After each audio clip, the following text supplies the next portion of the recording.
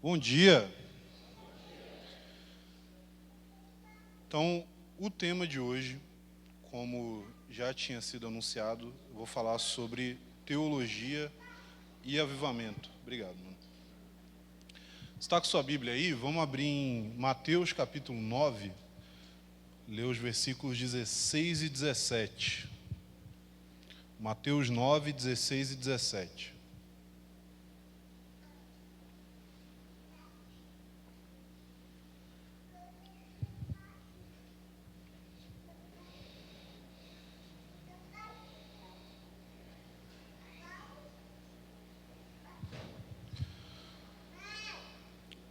Então, o texto da palavra de Deus diz o seguinte: ninguém põe remendo de pano novo em roupa velha, porque o remendo tira um pedaço da roupa, e o buraco fica ainda maior.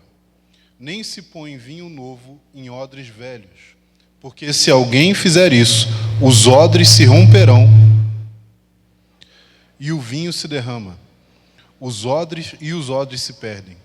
Mas põe-se vinho novo em odres novos e ambos se conservam.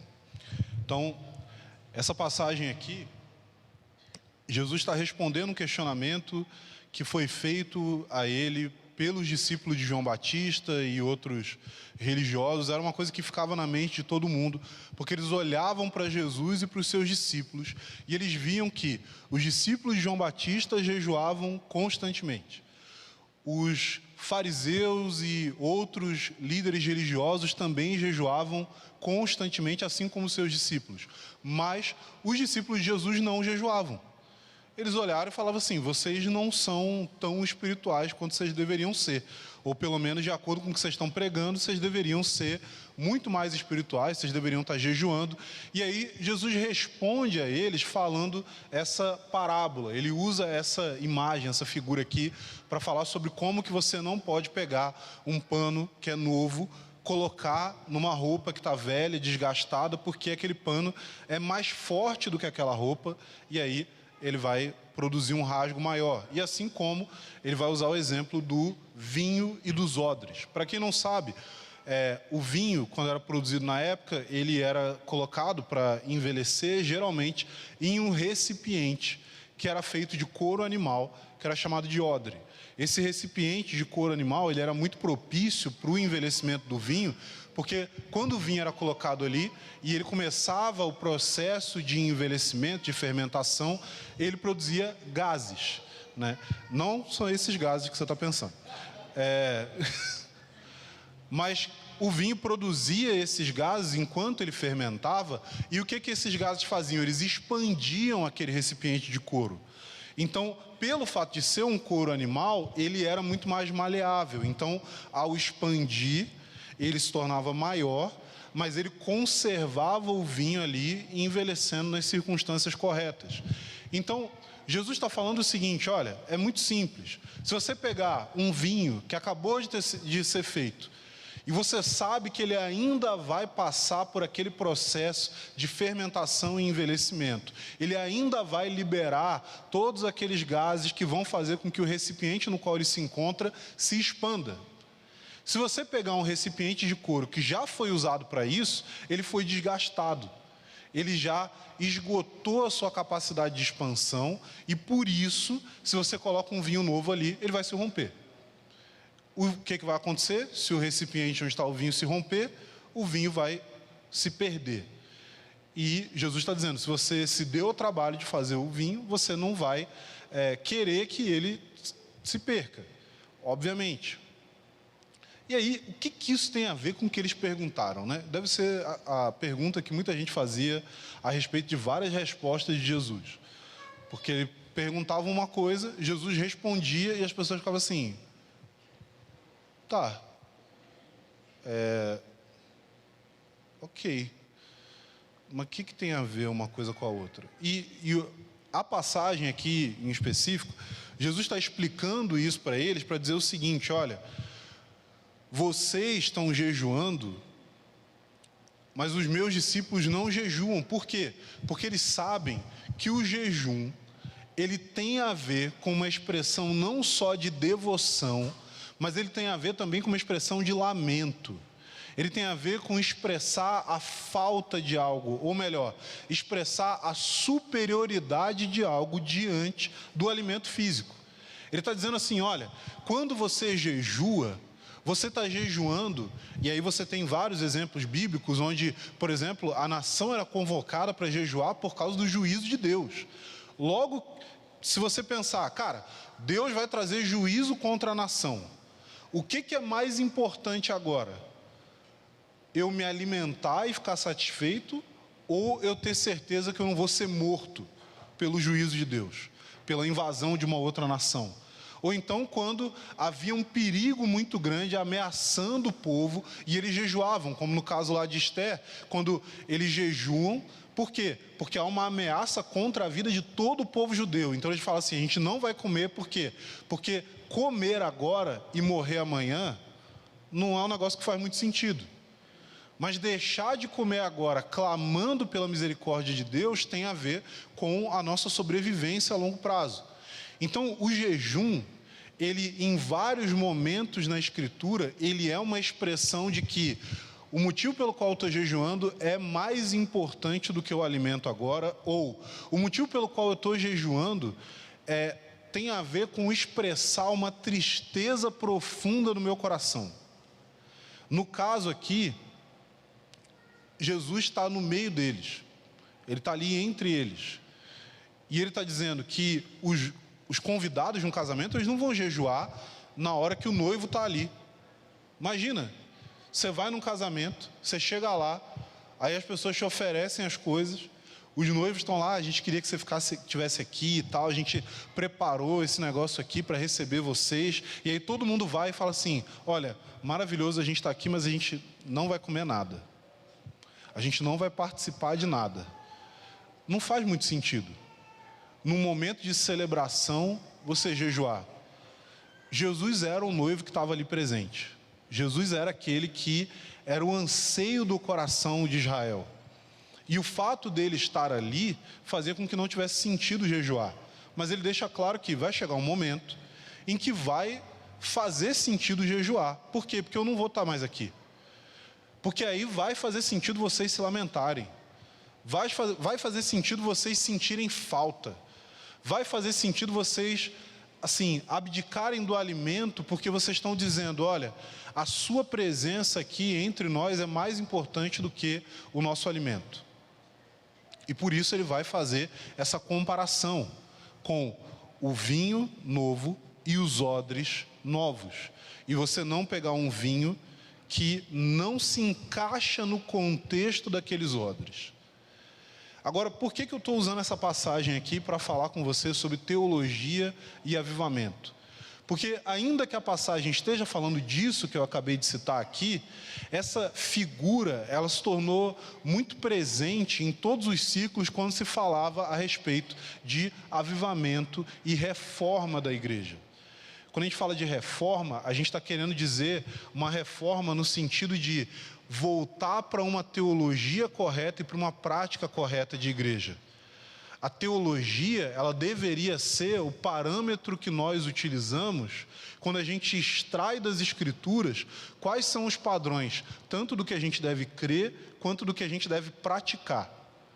Então, quando fala de teologia e avivamento, ou reforma e avivamento, a gente está falando mais ou menos da mesma coisa. E o que eu quero trazer para vocês aqui é uma explicação sobre o seguinte, olha, não tem como a gente querer ter avivamento sem ter reforma na igreja.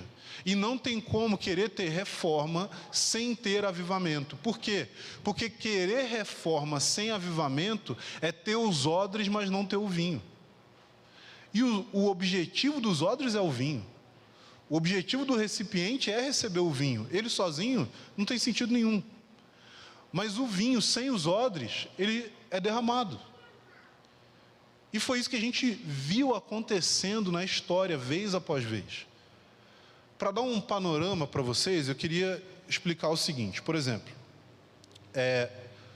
durante o século XV e XVI, a gente tem ali os anos que precedem e a reforma protestante em si. O que foi a reforma? Ela foi um movimento de reforma. Muito bem, gente, parabéns. Estão afiados. Então, a reforma, ela tinha como objetivo que hoje a gente vai associar a reforma muito mais à teologia, a uma mudança da teologia da igreja. Mas o movimento da reforma, ele tinha a ver tanto com a teologia quanto com a estrutura. Tanto com aquilo que se cria, quanto com como se vivia a vida cristã. Hoje, para nós, pode ser uma realidade muito distante, mas na época, a forma de se enxergar a igreja, a forma de se viver igreja, era uma coisa muito distante do entendimento que nós temos atualmente.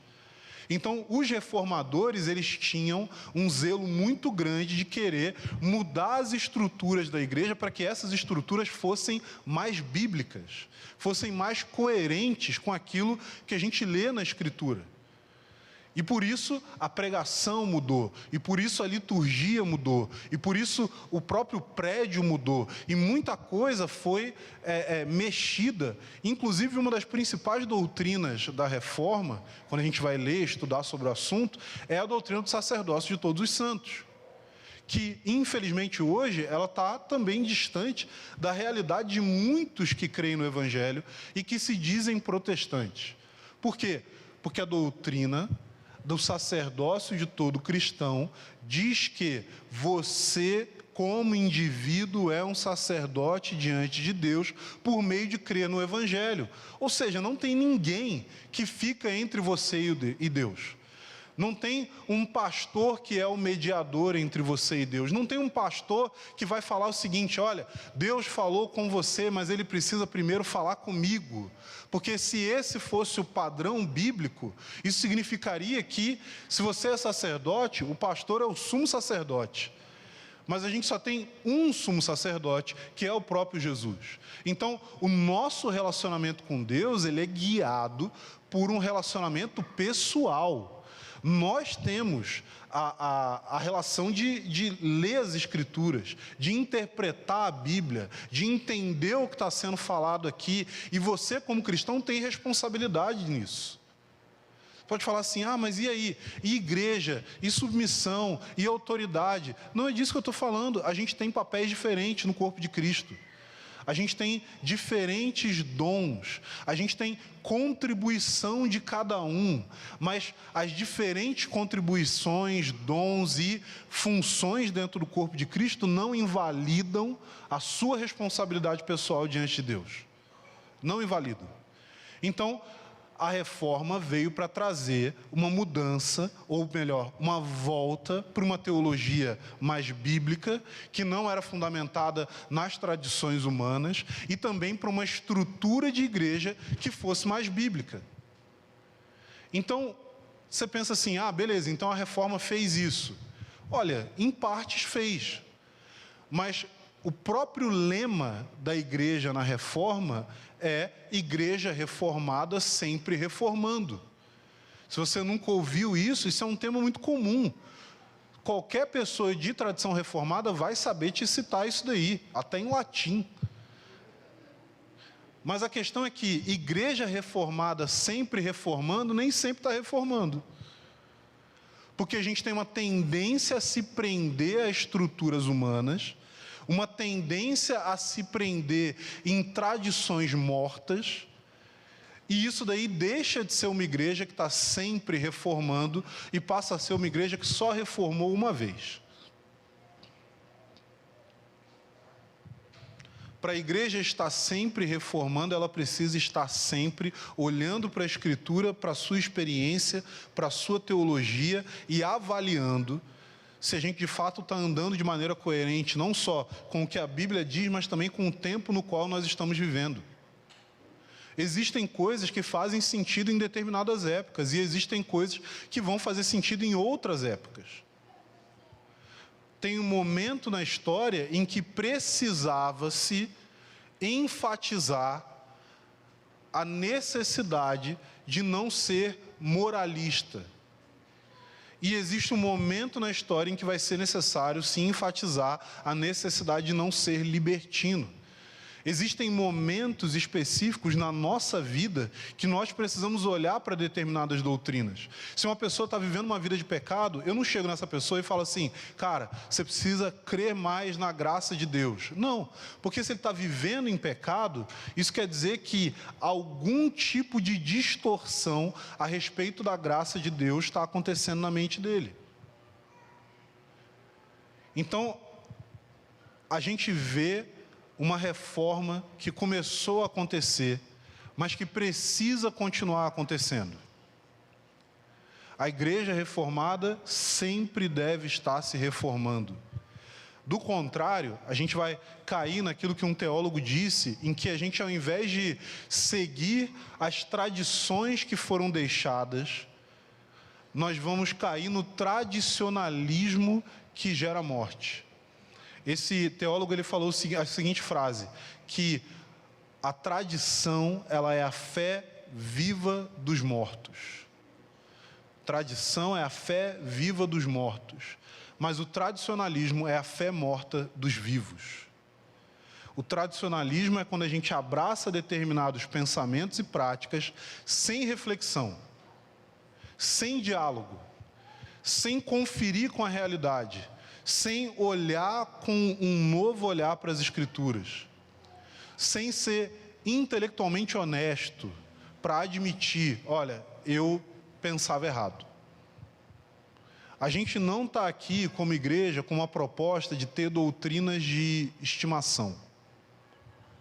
A gente teve há um tempo atrás aqui um seminário que a gente falou sobre os 5 pontos do calvinismo.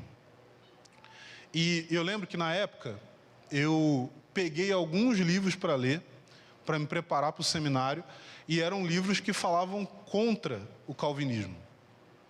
Tinha um monte de livro que falava. Tinha um que o título inclusive era Contra o Calvinismo. bem na cara, assim. E eu li os livros, e eu falei para o pessoal na época, eu falei, seguinte, hoje eu creio assim, teologicamente, no que diz respeito à doutrina da salvação, eu me considero calvinista. Só que, eu falei, eu vou ler esses livros, e eu não posso garantir para você como é que eu vou sair do outro lado. Porque vai que ele me convence. Se me convencer, eu preciso ter honestidade intelectual de falar, ele trouxe uma série de coisas que eu não tive argumento, e pelo que eu vejo, isso daqui é o que está certo. E aí o seminário ia ter sido bem divertido, né? Mas a questão é que a gente tem que olhar com um olhar de honestidade. A gente precisa ouvir pontos de vista diferentes dos nossos e ponderar o que está sendo dito. Não é que você precisa ficar mudando toda hora, mas você precisa admitir quando as coisas mudaram realmente na sua cabeça. Porque tem muita gente que fica se agarrando a doutrinas e tradições só porque se sente na obrigação de fazê-lo. E a gente não está aqui para ser esse tipo de igreja. A gente está aqui para, se for necessário, falar, gente, a gente estava errado e a gente vai mudar. Se você tem um problema com isso, você é livre.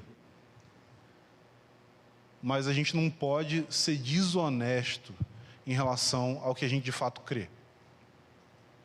Agora, a gente teve no século XVI a Reforma Protestante, mas a gente tem principalmente no século XX. Tem movimentos que acontecem antes disso, mas principalmente no século XX, nós temos um grande movimento de avivamento e renovação espiritual acontecendo em vários lugares diferentes. Durante todo o período do século XX, a gente viu um forte derramado do Espírito Santo como há muito tempo não se via. E o que a gente percebe que aconteceu? Houve renovação, sim. Houve avivamento, sim. Mas esse avivamento e essa renovação não foram plenos. Por quê? Porque a gente não viu a restauração do poder da igreja como nós vimos no tempo apostólico. Existe um problema em relação a avivamentos e derramamentos do Espírito Santo, que é a tendência que as pessoas têm de achar que o que elas têm é a coisa completa. Achar que assim, gente, estamos experimentando um avivamento aqui. Esse aqui é o avivamento. A galera tende a exagerar. a achar que a coisa é muito mais do que o que realmente é.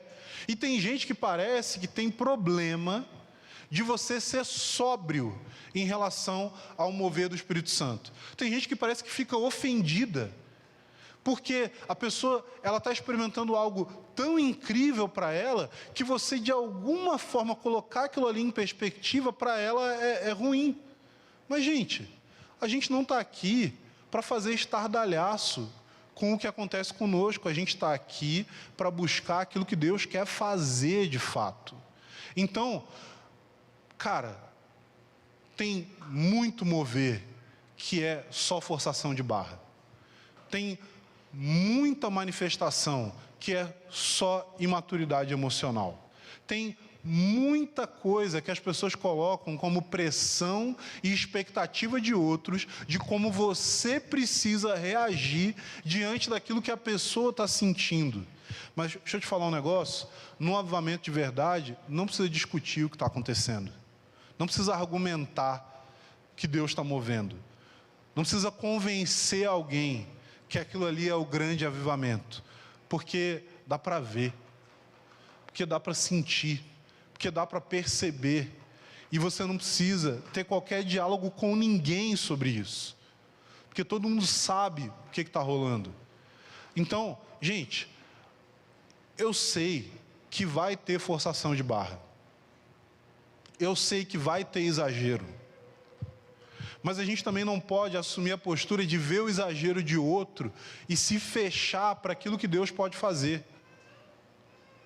Se você vê alguém exagerando, tem gente que fica assim, mas é porque eu estou preocupado porque aquilo ali é muito na alma. Mas as coisas que você faz são onde? Você é o quê? Desencarnado. Assim, não, eu sou tão espiritual que eu não tenho emoções. Não, você é doente. É doente. Gente, tem coisa que a gente vai olhar e falar assim, isso é um exagero, mas pensa aqui comigo.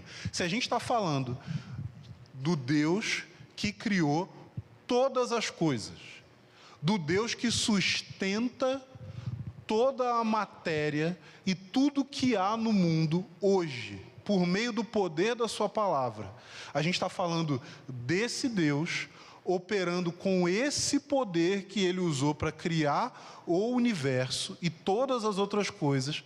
Esse Deus está fazendo uma coisa dentro de você. Tem como você ficar falando que é exagero? Eu acho que é exagero, às vezes, a gente ficar muito calmo. A gente ficar muito de boa, muito acostumado. Então, assim, a gente não está aqui para julgar o perfil emocional das pessoas. Seja aqueles que são muito exagerados, sejam aqueles que são muito a menos. O objetivo não é esse. O objetivo é experimentar a verdadeira renovação e verdadeiro poder de Deus. E isso daí vai ser experimentado de maneira coletiva, mas também de maneira particular, para cada um. Você não precisa ficar preso a um padrão de como você deve se comportar na presença de Deus. Gente, Deus não está fazendo essa exigência para você. Eu sei que as pessoas fazem isso. Eu sei que provavelmente alguém aqui já fez isso, ou vai fazer ainda. Mas eu ignoro. Eu ignoro. Então as pessoas falam assim, não seja passivo. Assim, calma. Para de ficar, tipo assim, você está fiscal? Fiscal de postura corporal alheia. Esse cara não tem compromisso com Deus. Por quê? Olha a mão no bolso. Caraca, mano. Como ser espiritual? Roupas sem bolso. Pronto. Cara, não tem necessidade de fazer isso. O que a gente quer é a presença de Deus. O que a gente quer não é controlar as expressões corporais das pessoas. O que a gente quer é o poder de Deus. O que a gente quer não é ficar medindo com um emocionômetro, né? Quanto que... Não, você está ok. Pô, chorou. Deus. mão no bolso, diabo. Tipo, a gente assim, cara, eu nunca vi Deus movendo através desse tipo de exortação. Não sejam passivos. Você precisa, sei lá, fazer alguma coisa? Não, cara, isso daí é, no fim das contas, e eu sei que eu posso estar, assim, enfiando os pés pelas mãos, porque pode ser que alguém faça isso na conferência. Mas o que eu quero te ensinar é como lidar com esse tipo de coisa. Cara, essas coisas não valem muito, não. Porque o que conta é o que Deus de fato faz em você. É óbvio que se você está num ambiente, né, você está assim, estamos aqui numa reunião de oração e eu estou